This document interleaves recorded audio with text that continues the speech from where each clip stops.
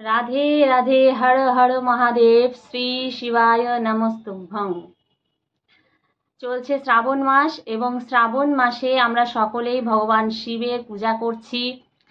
আর অনেকেই বাবা শিবশঙ্করকে তুষ্ট করবার জন্য অনেক রকম চেষ্টা করছে। তো আমরা প্রত্যেকেই জানি যে শ্রাবণ মাসটা ভগবান শিবশঙ্করের অত্যন্ত প্রিয় একটি মাস। আর এই মাসে ভগবান শিবশঙ্করের পূজা অর্চনা করলে আমরা অন্যান্য বছরে অন্যান্য মাসে ভগবান শিবের পূজা করলে যতটা ফল লাভ করি তার তুলনায় 108 গুণ বেশি ফল লাভ করে থাকি এই শ্রাবণ মাসে বাবা ভোলানাথের পূজা করলে ভগবান শিবশঙ্করের কাছ থেকে। অর্থাৎ ভগবান শিবশঙ্কর এই সময় এতটাই প্রসন্ন হয়ে থাকেন যে তার সেবা করলে তিনি সেই ভক্তের অবশ্যই কৃপা করে থাকেন সেই ভক্তকে, এবং সেই ভক্তের মনোবাঞ্ছাও পূর্ণ করে থাকেন। তাই আমরা খুব সুন্দর একটা সুযোগ পাই এই বছরে এই শ্রাবণ মাসটা, যেই মাসে আমরা ভগবানকে অর্থাৎ কি ভগবান শিবশঙ্করকে অত্যন্ত তুষ্ট করতে পারি। তো ভগবান শিবশঙ্করের পূজা অর্চনা করবার সময় আমাদের অনেক রকম খেয়াল রাখতে হবে যে বাবাকে আমরা ঠিক কি কি অর্পণ করলে বাবা বেশি তুষ্ট হবেন এবং কোন কোন দ্রব্য অর্পণের মাধ্যমে এবং কিভাবে তা অর্পণ করব তার মাধ্যমে আমাদের কোন কোন মনস্কামনা পূরণ হতে পারে। তো চলুন আজকে সেই বিষয় নিয়ে আলোচনা করা যাক। আপনারা প্রথম থেকে শেষ পর্যন্ত ভিডিওতে যুক্ত থাকবেন, তাহলে জানতে পারবেন যে বাবা ভোলানাথকে আমরা শুধুমাত্র শ্রাবণ মাসের সোমবারেই না, প্রত্যেকটা দিনই বাবার আমরা পূজা অর্চনা করতে পারি বিশেষ বিশেষ দ্রব্য অর্পণের মাধ্যমে। আর যদি আপনারা চান তো সোমবারে এই বিশেষ দ্রব্যগুলি অর্পণ করতে পারেন, যার মাধ্যমে বাবা ভোলানাথের কৃপায় আপনাদের মনস্কামনা পূরণ হবেই হবে। কারণ বাবা ভোলানাথ এতটাই করুণাময়, এতটাই কৃপালু যে উনি তার ভক্তকে, তার সন্তানকে একটু প্রার্থনাতেই তিনি তুষ্ট হয়ে তার মনস্কামনা পূরণ করে থাকেন। এবং ভগবান শিবশঙ্কর আমরা শিব পুরাণ অনুযায়ী জানতে পারি, তিনি বলেছেন যে মম মূর্তি ধরা তলে কেহ না দেখিবে, পাষাণে নির্মিত লিঙ্গ দর্শন পাবে। অর্থাৎ পাষাণে নির্মিত লিঙ্গই কিন্তু আমরা শুধুমাত্র পূজার্চনা করে ফল লাভ করতে পারি। আমরা যদি শিব মন্দিরে যাই তো শিব মন্দিরে গিয়ে ভগবানের মূর্তি পূজা করব না, ভগবানের যে পাষাণে নির্মিত লিঙ্গ শিবলিঙ্গের পূজার্চনা করব। শিবলিঙ্গের পূজার্চনার মাধ্যমেই আমরা কিন্তু এই ফলগুলি লাভ করতে পারবো। তো চলুন জেনে নেওয়া যাক যে কি কি ফল লাভ করব এবং কিসের মাধ্যমে সেই ফল লাভ করব। প্রথমেই বলবো, আমরা শ্রাবণ মাসের প্রত্যেকটা দিনই বাবা মহাদেবের পূজা করব এবং পূজা অর্চনা করবার সময় আমরা প্রত্যেকেই জানি যে বাবা গঙ্গা জল আর বিল্বপত্রে অতি তুষ্ট। তো আমরা এই যে গঙ্গা জল তো বাবাকে অবশ্যই অর্পণ করব। তো গঙ্গা জল অর্পণের সময় আমাদের কিছু নিয়ম রয়েছে যে গঙ্গা জল যখন আমরা নিবেদন করব বাবা মহাদেবকে, তো অবশ্যই বাবাকে, যেহেতু বাবার গৌরীপীঠ উত্তর মুখে থাকে, তো আমরা দক্ষিণ দিকে মুখ করে বসে, অর্থাৎ বাবার গৌরীপীঠ যে দিকে রয়েছে সেই দিকে যদি আমরা বসি তাহলে বাবার দিকে মুখ করলে আমাদের দক্ষিণমুখী হয়ে আমরা বসছি, সেই দিকে মুখ করেও আমরা বাবার মাথায় জল ঢালতে পারি। আবার আমরা দক্ষিণে অর্থাৎ বাবার দিকে যদি মুখ করে দক্ষিণে বসি, আমাদের মুখ উত্তর দিকে হয়, তো সেই উত্তর দিকে বসে আমরা বাবাকে জল ঢালতে পারি। এবং তাম্র ঘটে আমরা যদি এই জল অর্পণ করতে পারি, গঙ্গা জল অর্পণ করতে পারি, তাহলে সেটা অত্যন্ত শুভ হবে। পূর্ব পশ্চিম মুখে না বসে আমরা এইভাবে বাবাকে জল নিবেদন করব। এবং জল নিবেদন করবার সময় আমাদের মনে রাখতে হবে অতি ধীরে ধীরে আমাদের বাবাকে জল দিতে হবে। দ্রুত গতিতে আমরা জল ঢেলে দিলাম, আমাদের পুজো হয়ে গেল আর আমরা চলে এলাম, তা করলে কিন্তু হবে না। বাবা শিবশঙ্করকে যখন আমরা জল নিবেদন করব তখন ধীরে ধীরে ধীরে ধীরে বাবাকে জল নিবেদন করতে হবে। এই গেল প্রথম কথা। এবার বিল্বপত্রে আসি। জানেন কি যে বাবাকে বিল্বপত্র এই শ্রাবণ মাসে যদি একটি বিল্বপত্র আমরা নিবেদন করতে পারি তাহলে কতটা ফল লাভ করি। একটি মাত্র বিল্বপত্র বাবাকে অর্পণ করলে 1 কোটি কন্যা দান স্বরূপ হয় সেই বিল্বপত্র দেওয়া। অর্থাৎ একটি বিল্বপত্র শিবলিঙ্গে অর্পণ করলে 1 কোটি কন্যা দান করলে যে ফল আমরা লাভ করি, তা আমরা একটি মাত্র বিল্বপত্র অর্পণ করে সেই ফল লাভ করতে পারি এই শ্রাবণ মাসে ভগবান শিবলিঙ্গে। তাই আমরা সঠিকভাবে এই বিল্বপত্র বাবা শিবকে অর্পণ করব। তো প্রথমেই বলবো যে বাবা মহেশ্বরকে যখন বিল্বপত্র অর্পণ করব তখন 12টি জ্যোতির্লিঙ্গের নাম অনুসরণ করে আমরা সেই শিবলিঙ্গে 12টি বিল্বপত্র ত্রিফলক বিশিষ্ট অর্থাৎ 3টি পাতা বিশিষ্ট যে বিল্বপত্র তাই অর্পণ করব। ভেঙে যাওয়া অর্থাৎ একটি পাতা বিশিষ্ট বা 2টি পাতা বিশিষ্ট বিল্বপত্র আমরা অর্পণ করব না। তাই আমাদের অনেক বিল্বপত্র সংগ্রহ করতে হবে এবং তার মধ্যে 12টি বিল্বপত্র আমাদের একদম যেন 3টে পাতায় থাকে এরকম ধরনের বিল্বপত্র নিয়ে আমরা অর্পণ করব। উল্টোভাবে অর্পণ করব না, সোজা দিকে অর্থাৎ যে দিকটা মসৃণ হয় বিল্বপত্রের সেই বিল্বপত্রের মসৃণ দিকে আমরা শ্বেত চন্দন ঘষে নিয়ে সেই শ্বেত চন্দন লেপন করে তারপরে চন্দন বিশিষ্ট বিল্বপত্র শিবলিঙ্গে অর্পণ করব এবং বোটাটি থাকবে ঠিক বাবার উত্তর দিকে অর্থাৎ কি গৌরীপীঠের দিকে।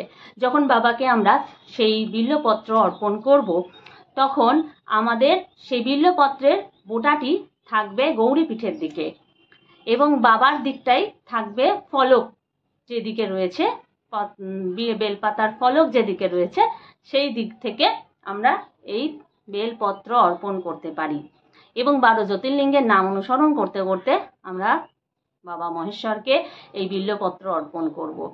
এই 12টি জ্যোতির্লিঙ্গের নাম অনুসরণ করতে করতে আমরা যখন বাবা শিবলিঙ্গের উদ্দেশ্যে বেলপাতা দেব তো অবশ্যই আমাদের এই 12 জ্যোতির্লিঙ্গের নামটা আমি আমার স্ক্রিনের ওপর দিয়ে দিলাম, এখান থেকে আপনারা নিয়ে নিতে পারেন এবং সেই নাম উচ্চারণ করতে করতে 12টি বিল্বপত্র আমরা অর্পণ করব। তো আমি তো বলেই দিলাম যে একটি বেলপাতা শিবলিঙ্গে অর্পণ করা মানে 1 কোটি কন্যা দানের ফল লাভ করা যায়। তো অবশ্যই আমরা বেলপাতা অর্পণ করব। গঙ্গা জল হলো, বিল্বপত্র হলো, এবার আকন্দ আর ধতুরা।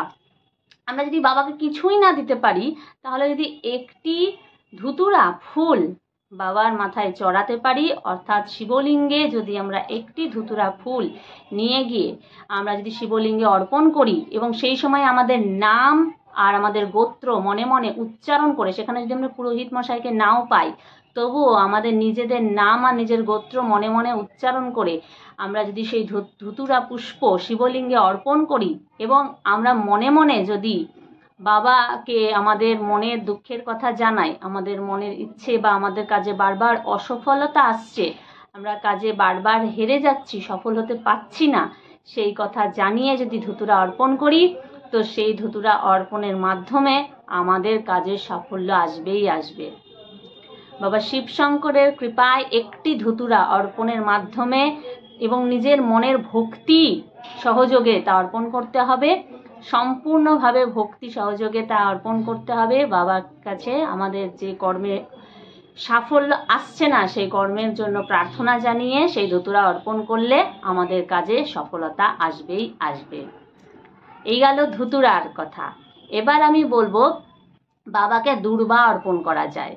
তো দূর্বা যখন আমরা অর্পণ করব অবশ্যই 5টি দূর্বা এরকম বা 7টি দূর্বা এভাবে বাবার মাথায় আমরা অর্পণ করতে পারি। তো দূর্বা অর্পণ করলে আমরা কি ফল লাভ করি? শিবলিঙ্গে দূর্বা অর্পণ করলে আমাদের দীর্ঘায়ু লাভ হয়ে থাকে, অর্থাৎ যারা দীর্ঘায়ু চায় তারা কিন্তু শিবলিঙ্গে দূর্বা অর্পণের সময় দীর্ঘায়ু কামনা করতে পারে, প্রার্থনা করতে পারে এবং শুধু নিজের জন্য চায় না, অনেকে চায় তাদের স্বামী বা সন্তান তাদের দীর্ঘায়ুর জন্য তারা প্রার্থনা করে থাকে। তো যদি অন্যের দীর্ঘায়ুর জন্য প্রার্থনা করবেন ভাবছেন তো নিজে না করে তাকে দিয়ে দূর্বা অর্পণ করান। অর্থাৎ যদি সন্তানের দীর্ঘায়ু কামনা করার ইচ্ছে আছে তাহলে সেই সন্তানের হাত দিয়ে সেই দূর্বা শিবলিঙ্গে অর্পণ করার চেষ্টা করুন। তাহলে সে যখন দূর্বা অর্পণ করবে তো তাহলে তার দীর্ঘায়ু প্রাপ্তি হবে। এবার গেল দূর্বার কথা। এবার আমরা চলে আসছি সম্পূর্ণ কিছু শস্যতে, যেসব শস্যগুলি আমরা অর্পণ করলে আমাদের কিছু কিছু মনস্কামনা পূরণ হয়ে থাকে।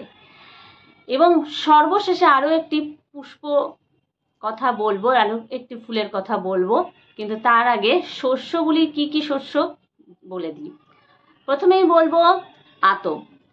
আমরা এই শ্রাবণ মাসে শিবলিঙ্গে শুধুমাত্র যে সোমবারে তাই নয়, প্রত্যেকটি সোমবারে এবং প্রত্যেকটা দিনই শিবলিঙ্গে গোটা আতপ অর্পণ করতে পারি। এই গোটা আতপ অর্পণ করলে কি হয়? গোটা আতপ আমরা জানি চাল হচ্ছে মা লক্ষ্মী, অর্থাৎ ধান মা লক্ষ্মী। তো এই যে লক্ষ্মী অর্পণ করলে মা লক্ষ্মী, মা অন্নপূর্ণা এবং বাবা ভোলানাথের কৃপায় আমাদের সংসারে কোনো দিন কোনো অন্নের অভাব হয় না, কোনো দুঃখ কষ্ট দারিদ্রতা আমাদেরকে স্পর্শ করতে পারে না। বাবা ভোলানাথের কৃপায় মা লক্ষ্মী তুষ্ট হয়ে আমাদের সকল অভাব দূর করে দেন, দারিদ্রতা হরণ করেন। তাই আমরা এই গোটা আতপ 5টা বা 7টা বাবা মহেশ্বরের উদ্দেশ্যে আমরা অর্পণ করতে পারি। একদম গোটা যেন হয়, খণ্ডিত যেন না হয়, অখণ্ড আতপ। খণ্ড বস্তু বাবাকে এ কারণেই অর্পণ করা হয় না, কারণ বাবা খণ্ড বস্তু তখন থেকে গ্রহণ করেন না যখন থেকে সিদ্ধিদাতা গণেশের দেহ থেকে তার মস্তক খণ্ডিত হয়েছিল, তখন থেকে বাবা খণ্ডিত বস্তু গ্রহণ করেন না। তাই আমাদের মাথায় রাখতে হবে যেন একদম গোটা আছে, একটুও কোনো অংশে খণ্ডিত নেই, এই ধরনের গোটা আতপ আমরা 5টা ভালো দেখে বেছে বাবাকে অর্পণ করব। গোটা আতপের পর আর কোন শস্যটি বাবাকে আমরা নিবেদন করতে পারি? আমরা গম নিবেদন করতে পারি। শিবলিঙ্গে আমরা এই শ্রাবণ মাসে গম নিবেদন যদি করি ভক্তি সহকারে, তাহলে যে মানুষের, যে ব্যক্তির সন্তান নেই, সে সন্তান কামনা করে যদি গম বাবা মহেশ্বরকে নিবেদন করে ভক্তির সঙ্গে, তাহলে অবশ্যই তার সন্তান প্রাপ্তি ঘটে। তাই বাবা ভোলানাথের কৃপায় যে ব্যক্তি সন্তান কামনা করতে চাইছেন সে অবশ্যই এই শ্রাবণ মাসে শিবলিঙ্গে যে কোনো দিন বা বিশেষ করে সোমবারে অবশ্যই শিবলিঙ্গে গম অর্পণ করুন এবং সন্তান কামনা করুন, অবশ্যই সুসন্তান প্রাপ্ত হবে। তো গেল গম অর্পণ করলে আমরা কি ফল লাভ করি। এবারে আসছে জব। আমরা গোটা জব অর্পণ করতে পারি, ঠিক যেরকম গোটা আতপ সেরকম গোটা আমাদের গমও অর্পণ করতে হবে এবং গোটা জব আমরা অর্পণ করতে পারি। গোটা জব আমরা যদি অর্পণ করি এই শ্রাবণ মাসে শিবলিঙ্গে, তাহলে আমাদের জীবনে কোনো পথ দুর্ঘটনার ভয় থাকবে না। অর্থাৎ আমরা সবসময় বাবা মহেশ্বরের কৃপায় পথ দুর্ঘটনার হাত থেকে মুক্ত থাকব, অর্থাৎ সুরক্ষিত থাকব। আমাদের কখনোই এই ধরনের সমস্যা আমাদের জীবনে আসবে না।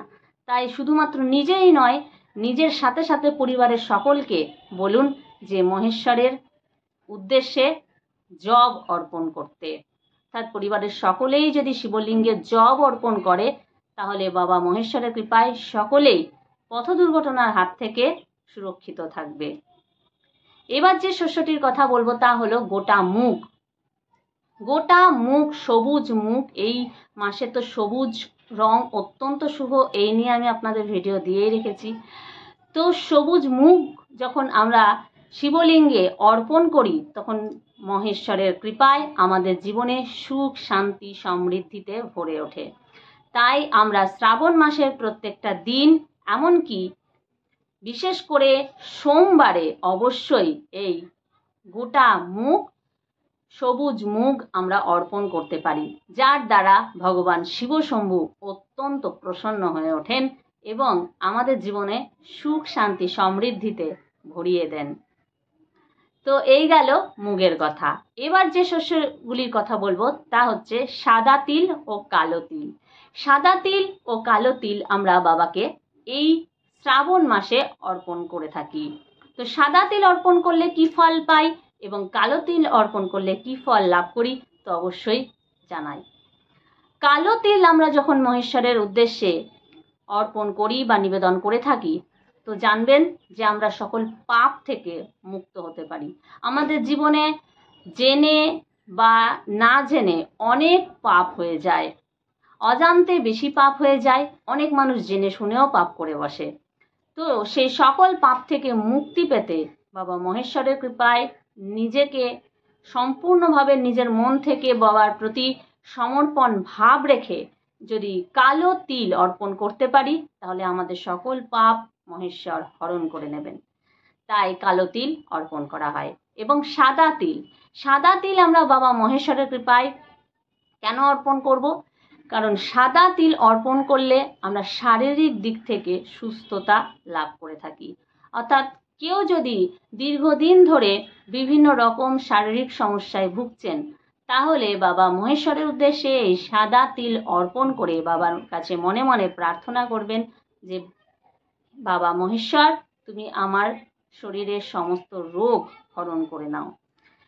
এবং বাবা মহাদেবের কৃপায় সকল রোগ থেকে, শারীরিক সমস্যা থেকে মুক্তি পেতে এই সাদা তিল আমরা অর্পণ করব। তো এই গেল আমরা কি কি শস্য অর্পণ করতে পারি বাবা ভোলানাথের উদ্দেশ্যে শিবলিঙ্গে, আর এর দ্বারা আমরা কি কি ফল লাভ করতে পারি। এবারে আমি যেটি বলবো, লাস্ট বলেছিলাম একটি পুষ্প বলবো, একটি ফুলের কথা বলবো যা আমরা বাবাকে দিতে পারি, তা হলো একটি লাল গোলাপ, আর তার সাথে পদ্ম। শিবশম্ভুকে আমরা পদ্ম নিবেদন করতে পারি, কারণ পদ্ম ফুল প্রত্যেক দেবতারই প্রিয়। ভগবান শ্রীকৃষ্ণ থেকে শুরু করে মা লক্ষ্মী, মা দুর্গা, শিবশম্ভু সকলকে আমরা পদ্ম ফুল দিয়ে থাকি। প্রত্যেকের পদ্ম ফুল অত্যন্ত প্রিয়। বাবা মহাদেবেরও নীল পদ্ম অত্যন্ত প্রিয়। দ্রৌপদী এই নীল পদ্ম দ্বারা পূজা করেছিল বাবা মহেশ্বরের, যা স্বয়ং ভীম এনে দিয়েছিল সেই নীল পদ্ম, এবং তার দ্বারা মনস্কামনাও পূরণ হয়ে থাকে। তাই আমরা একটি শ্বেত পদ্ম, যেহেতু নীল পদ্ম এখন পাওয়া যায় না, শ্বেত পদ্ম আমরা বাবা মহেশ্বরের উদ্দেশ্যে নিবেদন করতে পারি। এবং সাদা বর্ণের কোনো মিষ্টান্ন ভোগ আমরা বাবাকে নিবেদন করতে পারি। আর লাল গোলাপ দিলে কি ফল লাভ করে থাকি? একটি লাল গোলাপের মধ্যে দিয়ে বাবার কাছে আমরা প্রার্থনা করতে পারি যে আমাদের জীবনে কাজে কর্মে যে বাধা বিপত্তিগুলো বারবার আসছে, সেগুলি যেন কেটে যায়। অর্থাৎ বাধা বিপত্তিগুলো যেন না আসে, আমরা সঠিকভাবে যেন কাজকর্মে সফল হতে পারি, সাফল্য লাভ করতে পারি। তার জন্য বাবার কাছে এই প্রার্থনা করে আমরা একটি লাল গোলাপ বাবাকে অর্পণ করতে পারি। আর তার সাথে আমরা যেটাই দেব, গোটা ফল বাবার উদ্দেশ্যে আমরা অবশ্যই গোটা ফল চাপাবো। অর্থাৎ কি, বিশেষ করে বেল তো আমরা গোটা বেল একটি করে অবশ্যই চাপিয়ে থাকি, কিন্তু এছাড়াও যে ফলই, 5টি ফল 7টি ফল, যে ফলই আমরা যে বাবাকে নিবেদন করব, সেই ফল যেন গোটা হয়। খণ্ডিত ফল বাবাকে নিবেদন করব না, খণ্ড কোনো বস্তুই বাবাকে নিবেদন করব না, একদম অখণ্ড বস্তু বাবাকে নিবেদন করব। কারণ আমি আপনাদের একটু আগেই জানিয়েছি যে বাবা খণ্ড বস্তু গ্রহণ করেন না যখন থেকে সিদ্ধিদাতা গণেশের দেহ থেকে মস্তক খণ্ডিত হয়েছিল। তো এই শ্রাবণ মাসে বাবা শিবশম্ভুর কাছ থেকে আমাদের মনস্কামনা পূরণ করে নিতে কি কি অর্পণ করব, কোন কোন শস্য, কোন কোন পুষ্প, সব কিছু আজকে আমি আপনাদের জানালাম। সামনের ভিডিওতে আমি আপনাদের বাবা মহেশ্বরের প্রসাদ খাওয়া উচিত কি উচিত নয় সে নিয়ে একটি সুন্দর ভিডিও দিতে চলেছি। আপনারা আমার চ্যানেলে নতুন হয়ে থাকলে অবশ্যই চ্যানেলটিকে সাবস্ক্রাইব করুন এবং প্রত্যেকটি ভিডিও দেখতে থাকুন। আর যারা আমার বন্ধুরা রয়েছেন আগে থেকেই, তারা অবশ্যই পরের ভিডিওতে আসুন এবং ভিডিও দেখুন। আর আজকের মতো হর হর মহাদেব, শ্রী শিবায় নমস্তুভ্যং।